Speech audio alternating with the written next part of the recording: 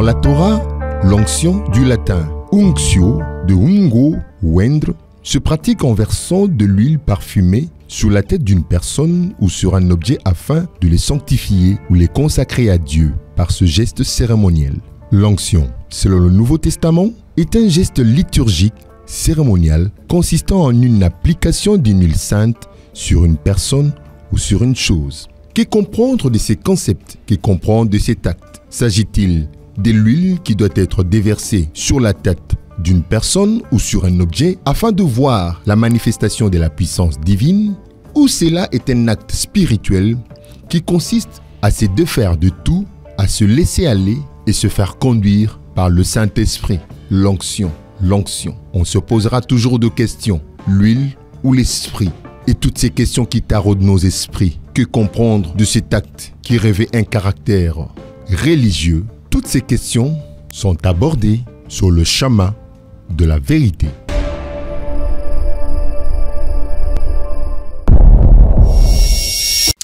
Bienvenue, madame, mademoiselle et messieurs, à ce nouveau numéro sur le chemin de la vérité, l'onction.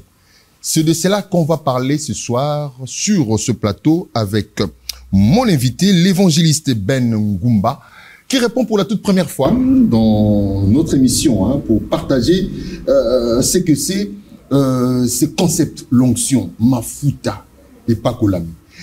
Bienvenue, shalom, homme de Dieu. Shalom, papa. Bonne santé. Par là, ça va. Vous allez bien? Très, très bien. Comment vous vous sentez? Parce que c'est pour vous la toute première fois d'être notre invité sur le plateau du chemin de la vérité. En tout cas, content et très heureux d'être là. Surtout parler de la part de Dieu, communiquer l'évangile au peuple qui nous attend à la maison. Déjà, c'est bon. La chaîne, ça va. Et le plateau, ça va. Vous êtes responsable de l'ACT. Qu'est-ce que vous dites ACT, Maison de Bonté? ACT, Maison de Bonté, ACT veut dire Assemblée chrétienne de la dernière trompette. Nous sommes là pour sonner la trompette afin que l'épouse se prépare pour la rencontre de son époux qui viendra nécessairement prendre son église. Nous ne sommes que des ambassadeurs. Nous travaillons pour préparer l'église à la rencontre de son époux qui viendra par l'enlèvement. S'il ne vient pas nous enlever, certainement la mort peut venir. La raison pour laquelle nous sommes là, pour enseigner le peuple à bien marcher, à vivre selon la parole, en marchant dans la crainte de Dieu et surtout à se préparer à ces grands rendez-vous solennels dans l'enlèvement de l'église. Nous comprenons bien déjà que vous êtes une église locale, faisant aussi partie de ce corps mystique du Christ qui est l'église universelle, la vraie église universelle du Christ qu'il a laissé, de différentes pierres là qui s'édifient pour bâtir cette église. Mais pourquoi vous, spécialement, Maison de Bonté? En quoi êtes-vous cette maison-là? La Maison de Bonté, c'est... Les autres sont la maison de malheur, de souffrance? Même pas. La Maison de Bonté, c'est une maison sur laquelle tous ceux qui viennent rencontrent les bontés de Dieu. En réalité, la Maison de Bonté, c'est Dieu lui-même. Parce que la Bible dit, chaque matin, l'Éternel renouvelle ses bontés pour ses enfants. Donc, étant des enfants de Dieu, nous avons droit à ces bontés. Voilà pourquoi Dieu nous avait inspiré de mettre son église au nom de l'ACT, Maison de Bonté, pour tout celui qui viendra, pour qu'il rencontre les bontés de Dieu. Pasteur, nous sommes l'émission Chemin de la Vérité et nous aimons débattre des questions qui touchent un peu donc dans une approche spirituelle, religieuse, les questions qui touchent tous les domaines de la vie. Actuellement, avant d'aborder, parce que nous allons parler aussi de ce grand séminaire que vous organisez au niveau de l'église, mais toutefois, l'actualité l'oblige. Il y a eu un moment là, le ministre de la Justice avait fait une déclaration sur vous, les hommes de Dieu, qui devez conduire les communautés, les assemblées, les églises, comme on les dit. Il faudrait nécessairement qu'un homme de Dieu puisse détenir un diplôme certifiant son apostolat. Alors, quel a été votre, ou bien quel est votre sentiment, ou bien quelle est votre lecture, ou bien quelles sont vos réactions par rapport à tout cela? Déjà, comme homme de Dieu et pasteur, je ne peux que soutenir le ministre. Pourquoi je peux le soutenir? Parce que l'église doit être recadrée. L'église du Congo a un grand désordre. Et quand le Seigneur peut passer par le ministre pour recadrer l'église, c'est une très bonne chose. Mais ce que je peux demander, que cela se fasse dans l'ordre. Parce que l'Église est spirituelle. L'Église est spirituelle, l'appel de Dieu dans la vie d'un homme est spirituel. Et cela n'exclut pas les études ou l'apport de la connaissance. Je suis pasteur, j'ai étudié, j'ai fait le journalisme, donc j'ai une carrière. On le sent, hein? Oui, j'ai fait une carrière qui me permet, au-delà du pastoral, je peux faire mon métier de journalisme sans aucun problème.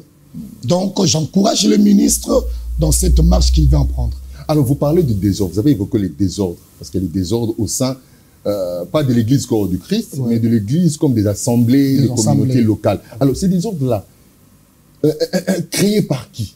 Par vous-même, ou vous allez encore accuser les diables? Merci. Les désordres n'est pas seulement créé par nous-mêmes. Les désordres est partagé. Pourquoi les désordres est partagé? Il y a beaucoup de réalités qui engendrent ces désordres, notamment l'État.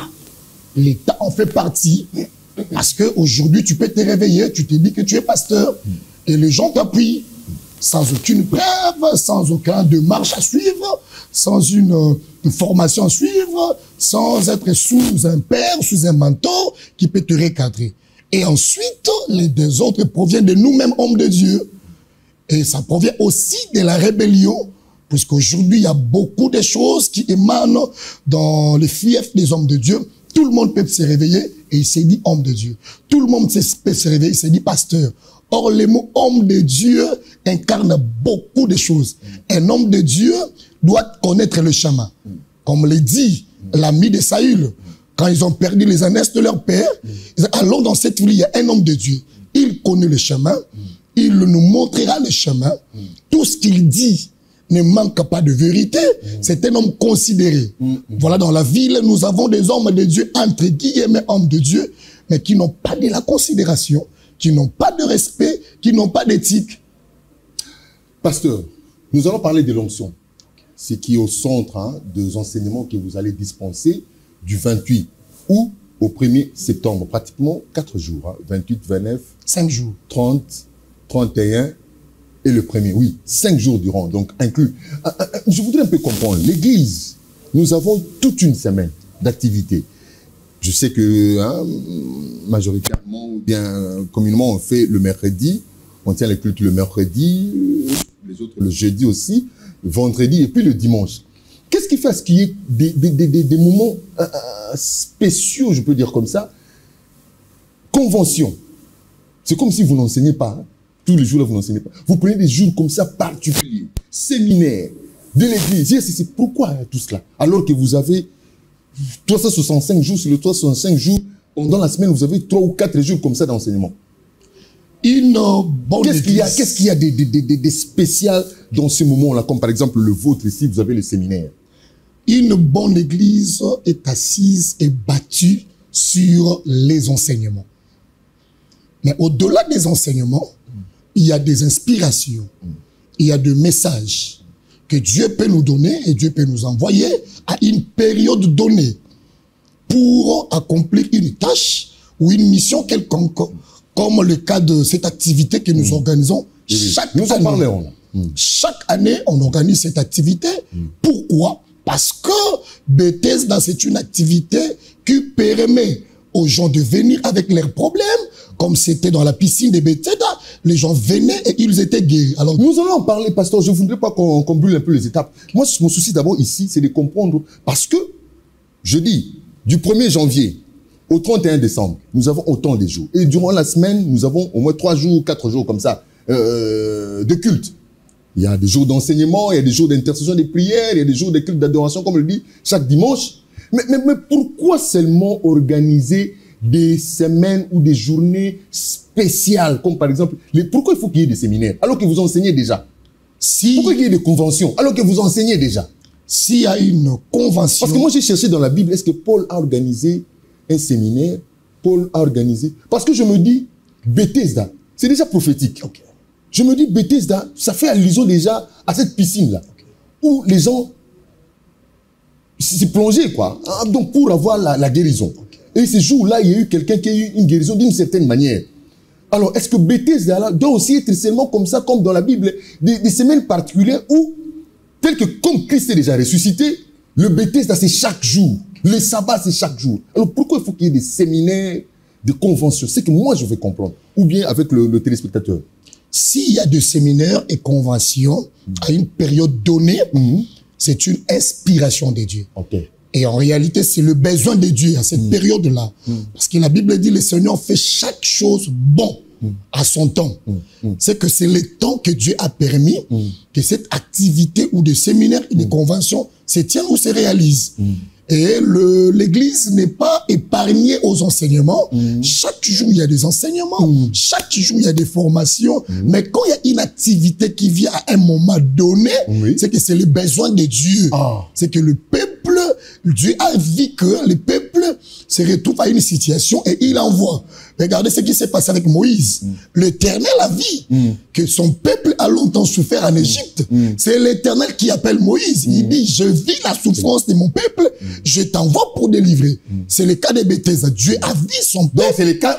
N'allez pas trop vite avec Bethesda, parce qu'il y a des questions là-bas. Donc c'est le cas avec les séminaires. Amen. Donc ce sont des moments spéciaux. Oui. Spéciaux, on peut dire comme ça. C'est-à-dire, par exemple, comme à la piscine de Bethesda, tout le monde plongeait, mais un jour, ici, il a fallu 15 jours là. Donc comme Moïse, vous l'avez dit, il a fallu un jour que Dieu l'appelle. Donc c'est comme ça aussi. Ouais. Ah, voilà, on a compris. Je pense que les téléspectateurs sont d'accord avec moi. Donc, ah, dans la commentaire, on va parler de Bethesda. Alors, Bethesda, comme je le dis, c'est une cité, hein, c'est ça, non? Bethesda, c'est une piscine. C'est une piscine. Oh, ok.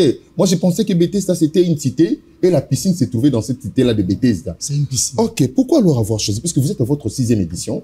Pourquoi alors avoir choisi Bethesda? Parce qu'on doit comprendre aussi. Vous êtes un bon nageur. Vous êtes un homme qui baigne beaucoup. Un homme qui nage beaucoup. Qu'est-ce qui a été à la base de cette inspiration? Bethesda 2024, surtout à la 6e édition. Bethesda d'abord. Bethesda, c'était une inspiration dans des moments de prière. Le Seigneur nous a fait voir dans une vision où les gens venaient et il y avait une gloire qui s'éclatait dans cette vision-là. En fait, les gens guérissaient, Dieu guérissait le malade. Il y avait beaucoup de miracles qui s'opéraient. Et j'entendais, moi, personnellement, dans mes oreilles, Bethesda, Bethesda, Bethesda. Alors, je suis allé lire dans la parole. Je retrouvais cette vision que Dieu m'avait aussi donnée par rapport à Bethesda. C'est ainsi que nous nous sommes dit, non, non, ça c'est la pensée de Dieu, ça c'est la vision de Dieu, afin de guérir son peuple. C'est la raison pour laquelle chaque année, nous nous sommes dit, ok, on aura une activité qui sera dénommée Bethesda. Pourquoi Bethesda? Parce que Bethesda, c'est une piscine. Et une piscine où les gens venaient, la piscine avec 5 portiques, où les gens venaient avec des maladies, les gens avaient des problèmes. Mais dans cette piscine, il y avait un homme qui avait fait 38 ans dans cette piscine sans être guéri, sans être sauvé, parce qu'il manquait personne. Personne pour le jeter, puisque dans cette piscine, il y avait un mouvement qui s'est passé. Il faut se jeter le premier et être guéri. Et cet homme-là n'avait personne pour être guéri. Et le Seigneur est venu auprès de lui, lui posant la question, veux-tu être guéri? Et lui dit, je n'ai personne. C'est comme ça que le Seigneur lui dit, lève-toi, prends ton lit et marche. Vous voyez, Bethesda, ce sont des moments de visitation, de guérison, de bénédiction et de l'intervention de Dieu pour ceux qui ont des problèmes mais qui sont incapables d'avoir des solutions à leurs problèmes. Ah, pasteur, j'ai retrouvé quand même le verset. Hein. Bon, on comprend que nous sommes quand même apôtres. Jean 5, 2 jusqu'en bas. Or, à Jérusalem, près de la porte de Brebis, il y a une piscine qui s'appelle en hébreu Bethesda et qui a 5 portiques. Okay. Car un ange descendait de temps en temps dans la piscine et agitait l'eau. Celui qui descendait les premiers, après que l'eau avait été agitée, était guéri. Quelle que fût sa maladie. Sa maladie. Et au 7e verset, le malade répondit au Seigneur, qui lui a posé la question. Il dit, Seigneur, je n'ai personne pour me jeter dans la piscine. Et quand l'eau est agitée, et pendant que j'y vais, un autre descend avant moi. Lève-toi, lui dit Jésus, prends ton lit et marche. Aussitôt, cet homme fut guéri, il prit son lit et marcha.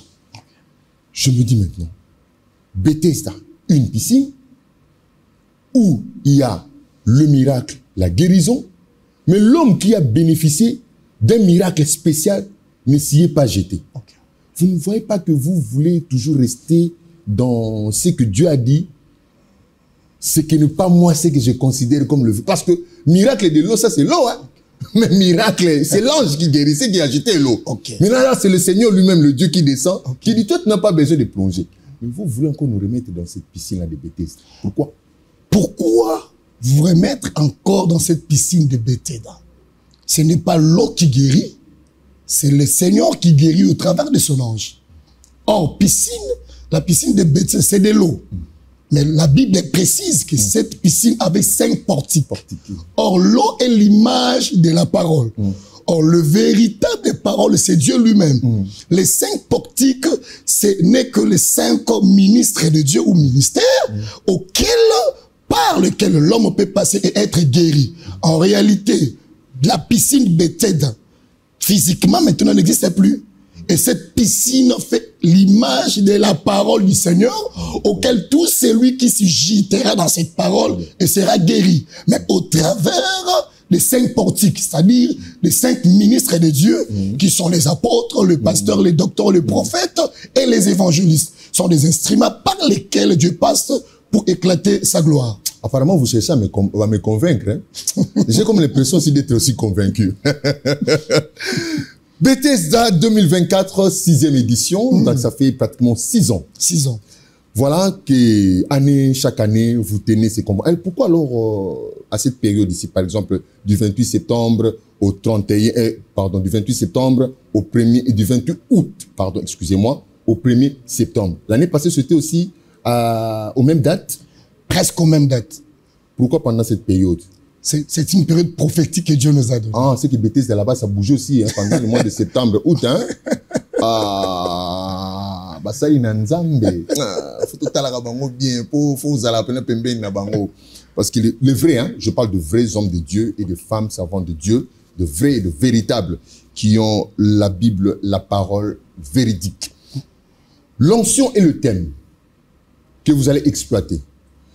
Mais toutefois, nous allons suivre un peu dans cette rubrique Vox Pop, c'est que les gens comprennent de ce que c'est l'onction. Parce que notre émission, nous la voulons cette fois-ci participative.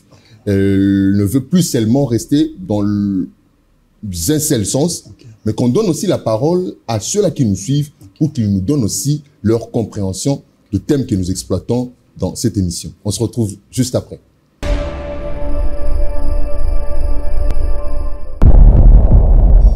Bon, déjà pour moi, l'onction, c'est un mode particulier de présence du Saint-Esprit qui s'attache à une personne. Donc, lorsque l'Esprit de Dieu s'attache à une personne, et c'est à partir de cet attachement, ce qui va être développé sera la sensibilité. Et l'onction peut être impacter la personne afin que la personne puisse devenir sensible même aux choses que les autres ne pourront peut-être pas voir. Donc pour moi, l'onction, c'est quelque chose qui est la personne du Saint-Esprit. Et lorsqu'on a le Saint-Esprit, on a la capacité de pouvoir,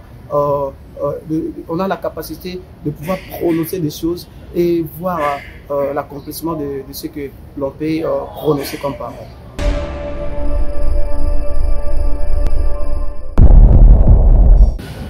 Pour moi, je dirais, l'onction, pour moi, c'est que c'est une capacité de laquelle Dieu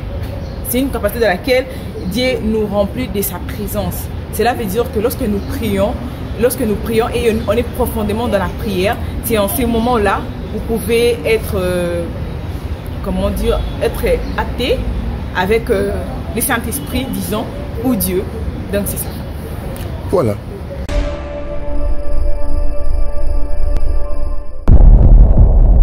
L'onction, c'est une capacité de Dieu. L'onction, c'est un équipement de Dieu. C'est la chose que Dieu nous donne pour accomplir une mission. Vous retrouverez en Isaïe chapitre 61, Isaïe est en train de dire « L'Esprit du Seigneur est sur moi, car il m'a oint pour annoncer la bonne nouvelle. Il a donné des détails, guérir, annoncer la liberté aux captifs, la guérison aux malades. Il m'a Jésus aussi, en Luc chapitre 4, à partir du 17e verset, vous trouverez que lorsqu'il entre dans le temple, on lui remet le livre, le rouleau du prophète Isaïe, et il reprend le même passage, il dit « L'Esprit du Seigneur est sur moi car il m'a oint pour ». C'est-à-dire l'onction vient pour quelque chose. C'est la capacité que Dieu nous donne pour accomplir une mission particulière. Donc c'est ça, l'onction vient du Saint-Esprit, c'est la puissance de Dieu. Le Saint-Esprit, c'est une personne et cette personne vient avec une puissance. C'est cette puissance qu'on appelle l'onction.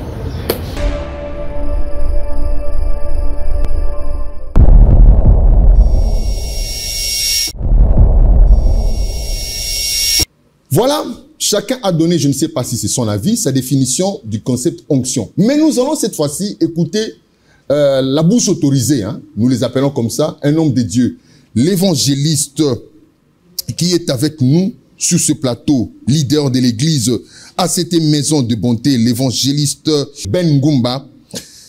C'est au cours de ce séminaire, de cette convention, de ce grand rendez-vous du 28 août au 1er septembre 2024, qui va se tenir ses assises. Il sera accompagné de mon estimé confrère, pasteur Jetro Mbaya, à Totiga Nayome, du prophète Ré-Marie Sassi, de l'apôtre Donna Kaboba, du docteur Laurent Kalo et de l'apôtre Lévi Mbouta. Et ça va se tenir, le pasteur va nous donner l'adresse juste à la fin. Je rappelle déjà aussi que le pasteur de notre collègue de service, Bernice Kangebeni, hein, Mamoué-toi. Pasteur, évangéliste, papa, pourquoi avoir choisi l'onction? Qu'est-ce qui se passe? Vous êtes en, comment on dit? L'onction a tari. Hein? Est-ce qu'il y a plus, vous avez constaté quelque chose et Dieu vous a dit non, il faut de l'huile. Qu'est-ce qui est à la base? Quelle est la problématique? L'onction n'a pas tari, mais il y a beaucoup de réalités. Il y a beaucoup de choses en rapport avec l'onction. Il y a beaucoup de dérapages en rapport avec l'onction. Et ce qui s'est fait n'est pas vraiment ce que dit la parole de Dieu. Il y a des choses qui se contredisent. Et nous ne sommes pas venus contredire les autres. Nous sommes venus par cette édition apporter la lumière par rapport à l'onction et accomplir la mission sur laquelle Dieu envoie son onction auprès de son serviteur et dans son église. C'est quoi l'onction? L'onction, littéralement. Littéralement, l'onction, c'est l'action de oindre. L'action de oindre. De oindre quelqu'un ou de oindre quelque chose par l'huile. Mais attention, l'huile auquel était utilisée dans les sacerdoces anciens, ce n'est pas l'huile qu'on utilise aujourd'hui. L'huile d'onction, comme le dit Exode chapitre 30 à partir du verset 23, vous allez lire. Cette huile d'onction, c'était l'huile de l'olivier qui était composée de 4 choses. Et par là, nous allons comprendre que quand il s'agit de l'onction ou de l'huile d'onction, cette huile était composée de 4 choses. Et cette huile provenait d'un arbre qu'on appelle l'olivier. Rappelez-vous, quand la pluie a pris fin, Noé a pris la colombe, il a envoyé la colombe. La Bible dit que la colombe est allée s'asseoir sur l'olivier. Or, dans Jean, la Bible dit, Jean est en train de donner les indices, les symptômes de comprendre le véritable olivier. Il dira, celui sur qui reposera la colombe, c'est celui-là. C'est par là qu'on comprend le véritable olivier par lequel devrait sortir l'huile ou devrait sortir l'onction. C'est le Seigneur Jésus-Christ. C'est lui le véritable olivier. Donc l'onction, premièrement, c'est une action de oindre. Mais de oindre d'huile, pas n'importe quelle huile. Parce que cette huile-là, actuellement, c'est pas l'huile physique. Oui, actuellement, c'est pas l'huile physique. Actuellement, c'est le Saint-Esprit. C'est le Saint-Esprit qui exerce son pouvoir, ses capacités au travers de ses serviteurs pour accomplir une mission et une tâche donnée. Alors pourquoi on utilise alors cette huile-là? Pour oindre, verser sur les têtes de tous ceux-là qui sont appelés au ministère, à la consécration, à l'apostolat. Pourquoi alors utiliser tout ça? Vous êtes contre ça, cette pratique? Je suis totalement contre et pour.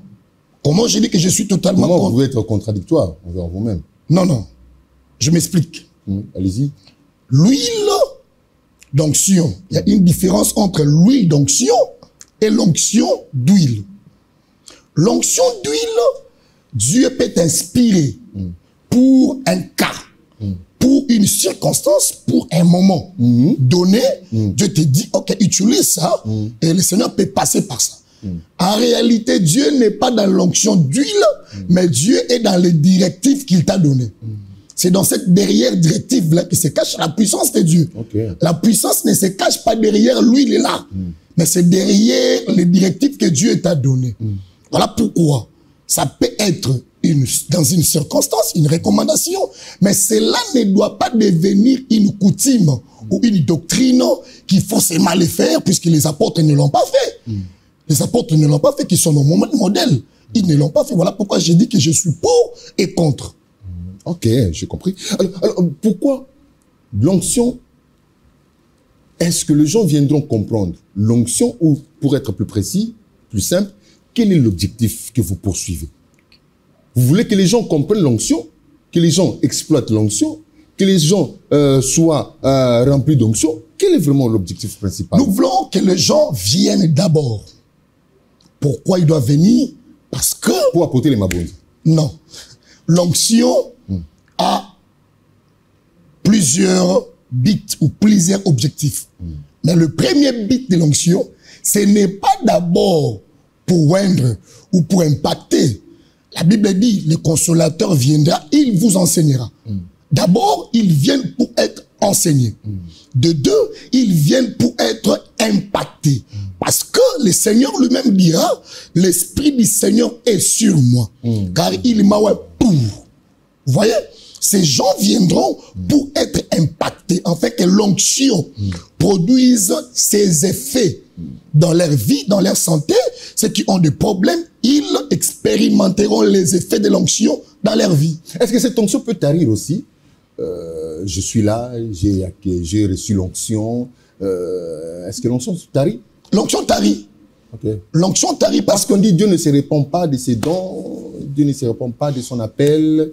Christ a prié, Père, tout cela que tu m'as donné, je n'ai perdu aucun. Et quelqu'un qui a cru au Seigneur et vous avez prié pour lui et il a reçu l'onction du Saint-Esprit, il peut le perdre aussi. L'onction tarit, l'onction peut le perdre parce que personne ne détient le monopole de l'onction. Oh.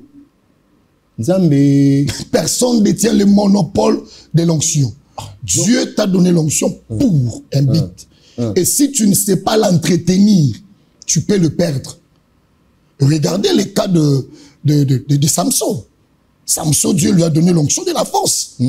Et cette onction, lorsque Samson est allé sortir, croyant qu'il est sorti avec Delilah, mais après cela, il a accompli des effets. Mais ces effets n'étaient pas des effets continuels. Or, Dieu l'avait déjà rejeté. Comme Saül, il était resté au trône, il était roi, mais Dieu l'a déjà rejeté.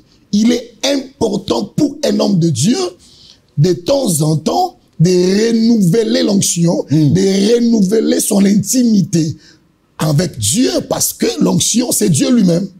C'est Dieu lui-même. Si vous n'êtes pas en bon terme avec Dieu, vous ne marchez pas dans la crainte de Dieu, vous ne marchez pas dans la vie de prière, dans l'intimité, tu resteras comme Ichabod. La gloire sera bannie. Ça va se passer pendant 5 jours. Pourquoi 5 jours? Parce qu'il y a 5 portiques. Le premier jour, c'est-à-dire qui entre là. Le deuxième jour, c'est la deuxième portique. Le troisième, c'est quoi en fait? Déjà, le chiffre 5, c'est le chiffre de la grâce. Donc, pour nous, les 5, c'est la grâce. Les 5, c'est la visitation. Et Dieu nous avait parlé pour cette édition que ça puisse que ça puisse se passer pendant 5 jours, parce que l'Éternel, au-delà de l'onction, il veut faire grâce à son peuple. Ok, donc ce n'est pas les 5 portiques, seulement les chiffres de la grâce. Vous avez avec vous pour vous accompagner 5 éminents hommes de Dieu que nous avons cités tantôt, l'apôtre Lévi Mbouta, docteur Laurent Kalou, apôtre Donan Kaboba, prophète Réma Rissassi et pasteur Jétron Mbaya. Pourquoi les avoir choisis? Vous êtes essoufflé, vous dites pendant les 5 jours, je ne saurais pas. Et qu'est-ce qui a fait, qu'est-ce qui motive les choix sur ces 5 grands orateurs? Déjà, parce que nous croyons. Permettez-moi de les appeler grands, hein, de les qualifier de grands, parce que chez notre Dieu, il n'y a pas de petits. Hein. Tout le monde est toujours la tête. J'appuie ça. Merci beaucoup. Déjà, parce que nous croyons que nous ne détenons pas le monopole de la grâce. Et Dieu a donné à chacun selon sa particularité. Voilà le choix de ces orateurs. Deuxièmement, nous croyons que ce sont des hommes de Dieu qui ont la grâce, qui sont appelés par Dieu, et ce sont des pères que Dieu utilise et qui ont un témoignage et une marche auquel par et le peuple peuvent être impactés. Donc ce sont des pères. Ceux qui sont là sont des pères, ce sont des modèles et qui ont la grâce de Dieu. Voilà le choix. Alors ça va se passer comment sur les 5 jours, là, le programme proprement dit? Le programme proprement dit, c'est-à-dire déjà à partir de 12 heures, nos portes seront ouvertes, mais l'activité va commencer à 15 heures. 15 heures, déjà l'église sera plein. Donc il faut déjà être là.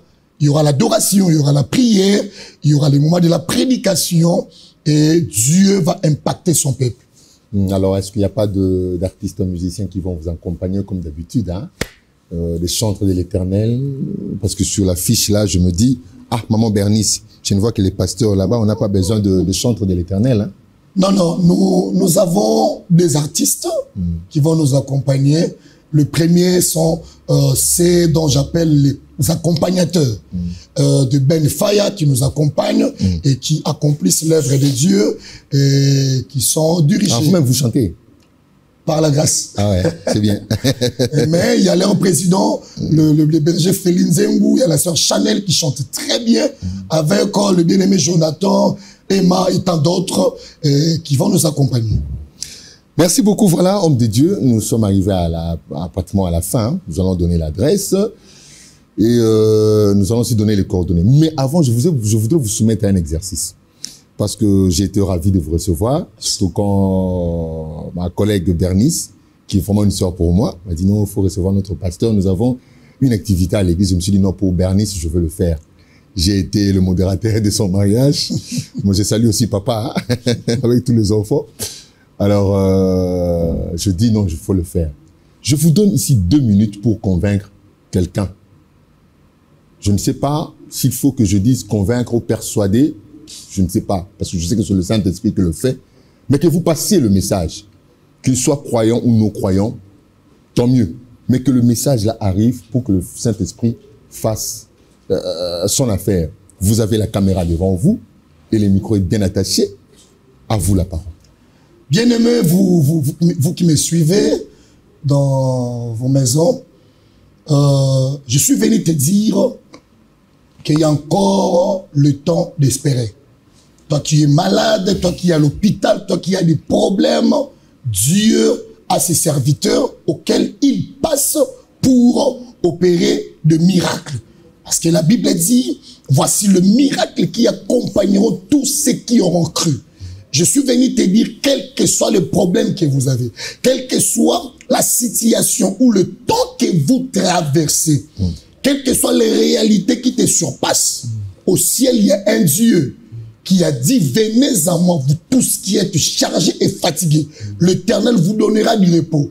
Ce n'est pas question d'une église, ce n'est pas question d'une religion, mais je crois que le salut est auprès de vous. Toi qui me suis, relève-toi de ton lit, relève-toi de ton problème. Prends seulement courage, prends seulement courage. Il y a un Seigneur qui guérit, il y a un Dieu qui guérit. La Bible dit, l'Esprit du Seigneur est sur moi. Nous avons vu des gens qui sont malades. On a vu des morts ressuscités. Nous sommes témoins de ce que Dieu a fait. On a vu des malades être guéris dans les lits des hôpitaux. On a vu des gens passer des temps difficiles, perdre de l'argent, perdre la vie, perdre beaucoup de choses. Et le Dieu que nous servons a intervenu à leurs problèmes. Tout ce que je peux te dire, crois au Seigneur là où tu es. Relève-toi, prends courage. Ton problème a une solution, puisqu'il n'y a pas de problème sur la terre qui ne manque de solution. Jésus est mort et ressuscité sur la croix de Golgotha pour le salut de ton âme. Merci beaucoup, pasteur. Nous disons Amen. L'adresse, ce sera où? Et à la fin, vous donnez les coordonnées, hein, les numéros de contact. Merci. Nous sommes précisément à Mikondo, à Kimbantseke. C'est-à-dire, vous prenez l'aéroport, vous qui venez de la ville, vous prenez l'aéroport, soit Kingasani, on vous fait descendre à Mikondo, donc à l'entrée de Njoko. À l'entrée de Njoko, à partir de là, vous demandez l'avenue Kwilu sur le référence terrain de Makosi. À Kimbantseke, entrée de Njoko, avenue Kwilu, référence terrain de Makosi, Kwilu numéro 6. Si vous voulez nous contacter, nous sommes sur les 089 57 52 771. 089 57 52 771. Merci beaucoup, pasteur, d'avoir répondu à notre invitation, d'être passé sur ce plateau. J'espère que ce n'est pas la dernière fois. Ça ne sera pas pour une seule fois. C'est la première fois tout de même. Vous aurez le temps, de temps en temps, à passer aussi ici, sur ce plateau. Et merci à toute l'équipe qui vous accompagne. Merci à la grande équipe qui nous accompagne. Henri Tumbo à la réalisation. Il y a Pierre Mandaka, Donatien Lutundula à la coordination, assisté de Benjamin. Et bienvenue, Kimini. Et bienvenue. Au commis Benjamin. Et aussi à mon ami Benjamin Boliki, qui était au cadrage. Merci beaucoup à vous tous qui nous avez suivis. Nous avons été heureux de vous proposer ce nouveau numéro sur le chemin de la vérité. On se retrouve prochainement pour d'autres sujets. Il y en a tellement, mais toujours sur le chemin de la vérité. Au revoir. Au revoir. Ok.